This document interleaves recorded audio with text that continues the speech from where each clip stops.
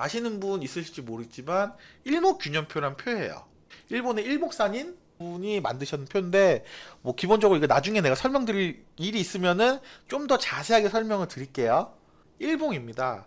시장이 좋을 때는 시장 상황이 좋을 때는 이렇게 전환선, 기준선 요 순서로 정배열로 떠요.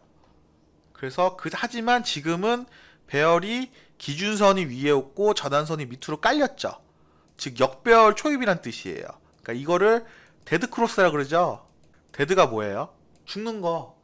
그러니까 쉽게 설명해서 안 좋은 뉘앙스란 뜻이에요. 그러니까 주가가 죽을 수 있다 이런 뜻이고요. 그래서 차트 분석을 제가 전업 기준으로 한 5년 정도 했는데 선 긋고 줄 긋고 어렵게 하는 거 하려 그러면 저 누구보다 잘할 자신 있어요. 정말 개인적으로. 하지만 그렇게 안 하는 이유가 실전에선 저는 그렇게 하면은 제가 잘 안 맞더라고 스타일이. 그래서 굉장히 간편하게 브리핑 자체도 간편하게 드리고 그래서 전환선이 9일선이고요. 그 다음에 기준선이 26일선인데 이동평균선은 종가의 합을 나타내서 5로 나눈 평균값이고요. 근데 일목균형은 다른 점은 고점과 저점의 합을 2로 나눈 값이에요. 이렇게 말하니까 겁나 어렵죠. 그러니까 이거는 제가 시간을 가지고 설명해서 이해를 시켜야 되는 부분인 거고 지금은 이제 희망이잖아요. 그래서 이렇게 교체했으면 일단 안 좋다. 이 정도만 받아주시면 될 것 같아요. 그럼 좋을 때를 살펴볼까요? 이것도 헷갈리니까 불필요한 선을 또 다 지워볼게요. 이런 뭐 구름대 이런 거를 전부 다 지워보고 이 선만 남겨볼게요. 캔들하고 그리고 이 선도 가독성이 떨어지니까 좀 눈에 팍팍 띄는 거로 변경해 보겠습니다. 그리고 굵기도 맞춰볼게요. 보세요. 기본적으로 얘는 9일에 대한 고점 거점을 2로 나눈 거예요. 그리고 얘는 26일에 대한 고점 저점을 2로 나눈 거예요. 이거를 왜 9일이냐 26일이냐 저도 몰라요. 만든 사람이 이렇게 만들었어요. 저는 그냥 따라할 뿐이에요. 그렇고 보시면은 생각해 보실 게 9일 동안에 어떤 값이 있는데 그 다음에 플러스 알파가 들어왔어요. 그리고 26일 동안에 어떤 값이 있는데 그 다음 새로운 값인 플러스 알파가 들어왔어요. 그러면 변동성적인 측면에서 플러스든 마이너스든 상관없어요. 얘가 더 많이 변할까요? 얘가 더 많이 변할까요? 그러니까 무슨 소리냐 그러면은 보세요. 이거를 극단적 예로 다시 설명을 드릴게요. 요만한 돌덩이가 하나 있어요. 한쪽은 요만한 바위덩이가 있어요. 근데 여기에 찰흙으로 누군가 뭘 붙이려고 그래. 그렇지. 맞아요. 26일. 찰흙으로 요만한 누군가 코딱지를 붙인다고 가정을 할게요. 그러면 전체 크기가 얘가 더 많이 변할까요? 얘가 더 많이 변할까요? 당연히 얘가 더 많이 변하겠죠. 왜냐면 모수가 작으니까 확확 티가 나는 거야. 조금만 붙여도. 얘는 커다란 바위덩이기 때문에 조금만 뭘 붙여도 티가 잘 안 나요. 왜냐면 원래 본질 자체 크기 때문에. 요거는 극단적 예고 다시 돌아와 볼게요. 9라고 26 있어요. 상대적으로 9가 훨씬 모수가 26이 훨씬 모수가 크죠. 그렇기 때문에 어떤 값을 붙였을 때 이게 큰 값이든 작은 값이든 변동성적인 측면으로 봤을 때 9가 더 변동성인 플러스 마이너스가 심할 거예요. 여기까지는 이해가 되나요? 보통 이런 거 이해되면은 숫자 1 이런 거 치거든요. 그래서 이해되시는 분 있으시면은 혹시 1번 한 번만 쳐보시겠어요? 여기서 어떤 값이 들어왔는데 9가 위에 있어요. 그리고 9에 대한 값이 그러니까 변동성이 큰 애가 위에 있고 변동성이 이거보다 좀 무거운 애가 아래에 있는 뜻이에요. 그러면은 네네 감사합니다. 그렇다면은 얘는 플러스의 기운이 더 있다고 해석을 하는 거예요. 그러니까 플러스 좋은 방향. 왜냐면은 어떤 게 들어왔는데 변동성이 큰 게 위로 갔으니까 좋은 방향이 더 많이 들어왔구나 이렇게 해석이 되는 거예요. 그래서 이 부분에 보시면은 기본적으로 봤을 때 이 부분이 9하고 26에 대해서 크로스가 났죠. 이거를 골든 크로스라 불러요. 골든, 금, 긍정적 음이죠. 한마디로 좋은 신호란 뜻이에요. 그래서 골든 크로스 이후에 쭉쭉 가다가 아까 말씀드린 데드크로스 이 구간의 주가를 보세요. 상승일 확률이 높죠, 기본적으로. 그리고 반대로 이 부분에서는 그 변동성이 큰 게 밑으로 깔렸기 때문에 상대적으로 부정적 신호가 많이 들어왔다는 뜻이에요. 아까 변동성이 큰 게 밑으로 깔리면은 얘가 잘 변하니까 부정적인 게 들어왔다는 뜻이죠. 그렇기 때문에 아까 이 부분을 데드 크로스라고 불렀고요.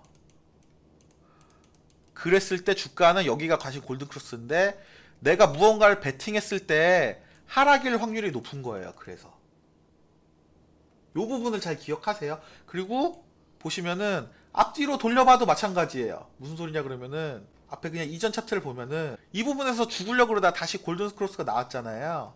그랬을 때 주가는 상승할 확률이 높아요. 100% 상승한다는 게 아니에요. 기술적 분석을 한다는 건 저도 잘 몰라요. 하지만 확률적으로 높은 자리에 그냥 베팅할 뿐이에요. 오른다 내린다 요거를 제가 알면, 정확하게 알면은 제가 저희 집을 팔았겠죠. 기본적으로. 아니면은 뭐 마진 거래를 가서 100배짜리를 쳤겠죠. 근데 이 세상 누구도 몰라요. 하지만 기술적 분석을 한다는 거는 그동안의 백데이터를 바탕으로 역사는 반복된다, 이런 관점을 바탕으로 내가 앞으로 진행된 거에 확률적으로 베팅하는 걸 뜻해요. 그렇기 때문에 차트를 보는 거고요.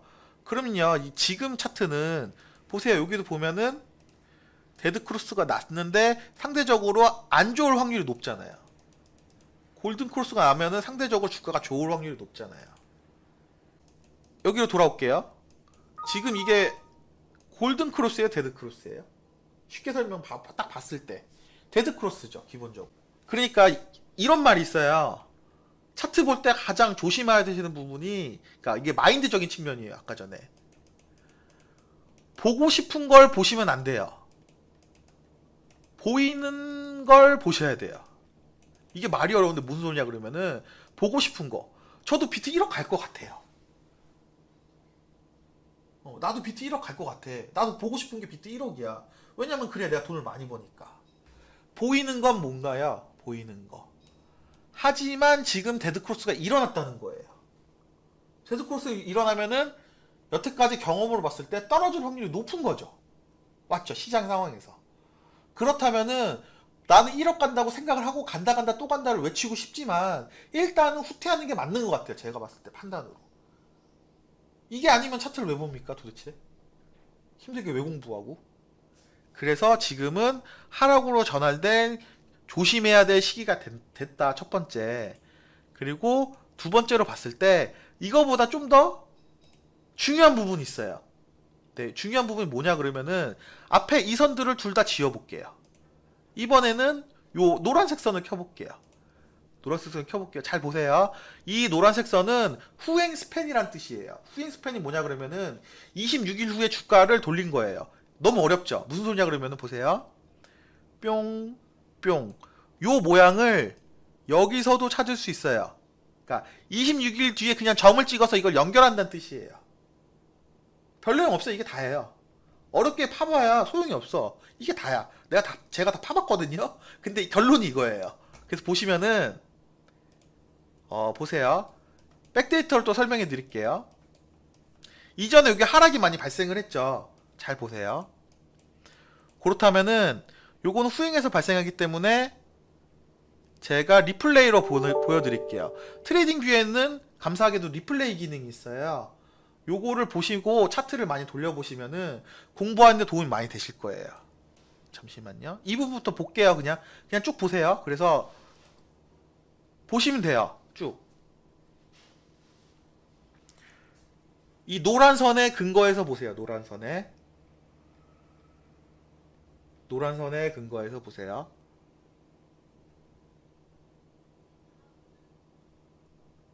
얘랑 겹치는 부분이 1도 없어요. 지금 사이 공간에서.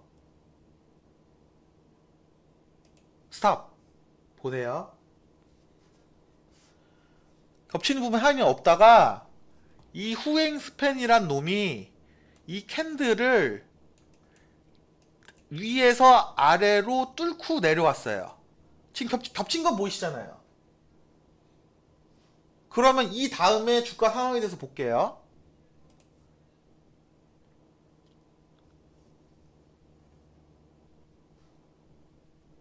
여기서 또 스탑을 할게요.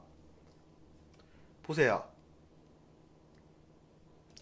물론 여러분들이 뭐 예를 들어서 조금이라도 더 드시고 싶은 마음은 알아요. 근데 요런 부분에 상승이 있지 않냐, 트레이더인데 요거 왜 못 먹냐 말씀하시는데 이걸 제가 어떻게 합니까? 근데 중요한 건 뭐냐 그러면은 이 후행 스팬이 캔들이란 거를 뚫고 아래로 이렇게 방향성을 내려오면은 얘는 시장에서 떡나게 나올 확률이 매우 높아져요. 이거를 아무 유튜버나 다 뒤져보세요. 설명하는 사람 1도 없을 거예요. 근데 중요한 거는 제 경험치를 말씀드리는 거예요. 경험치를. 제 경험으로 그동안 많이 봤을 때 시장이 이렇게 뚫고 들어왔을 때 이거는 죽어도 못 간다. 그러니까 여러분들이 생각하시는 나만 빼고 간다. 나 내렸는데 이거 가면 어떡해요? 그래서 들고 계시잖아요. 근데 걱정하지 마셔라. 죽어도 못 간다. 제 경험상이 내가 트레이딩 5년 해봤는데 전업 기준으로 죽어도 못 간다. 그러니까 걱정하지 마셔라. 오히려 이때는 돈을 잃을 확률이 훨씬 높아진다. 그러니까 돈을 잃는데 왜 베팅을 합니까? 기본적으로 떨어지고 있는데 왜 베팅을 하시냐고요. 포지션을 하루라도 안 들고 있으면은 본인만 손해인 것 같죠.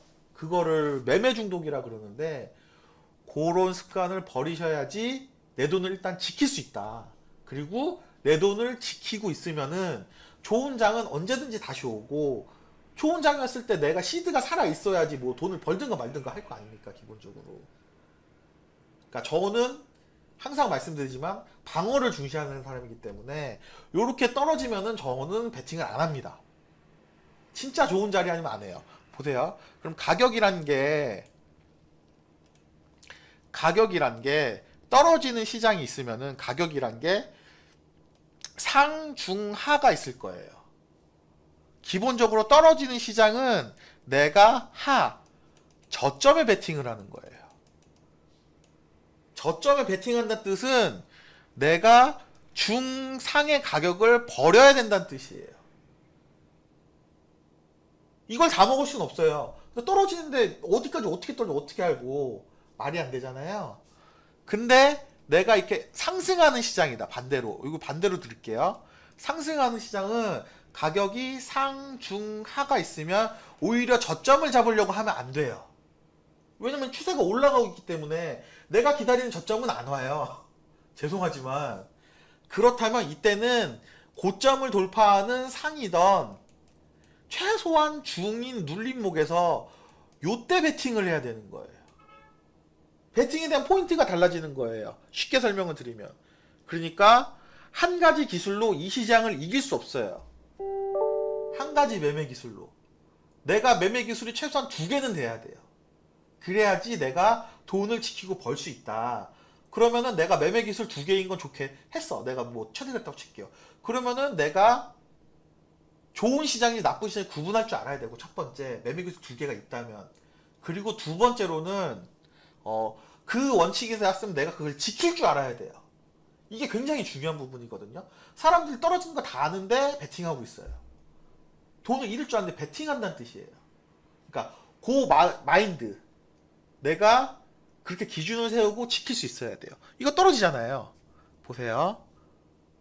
그러면은 시장은 본격적으로 일목균형표상 언제 좋아지냐. 다시 리플레이를 돌아볼게요.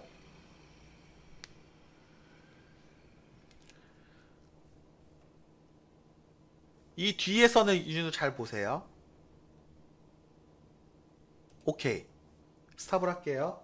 최소한 아까와 반대로 얘가 아래에서 윗방향으로 이 캔들을 뚫고 나와야지 시장이 그나마 좋아져요. 보실래요? 다음을 리플레이 해드릴게요. 시장이 점점 살아나죠.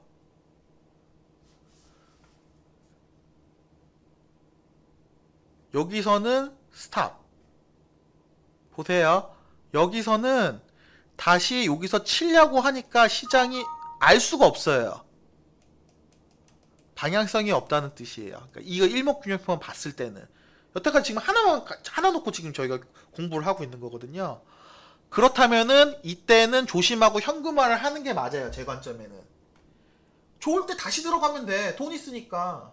근데 뭐 한다고 이럴지 딸지 모르는 시장에서 내가 돈을 포지션을 들고 있냐 이 뜻인 거예요. 제가 말씀드리는 거는.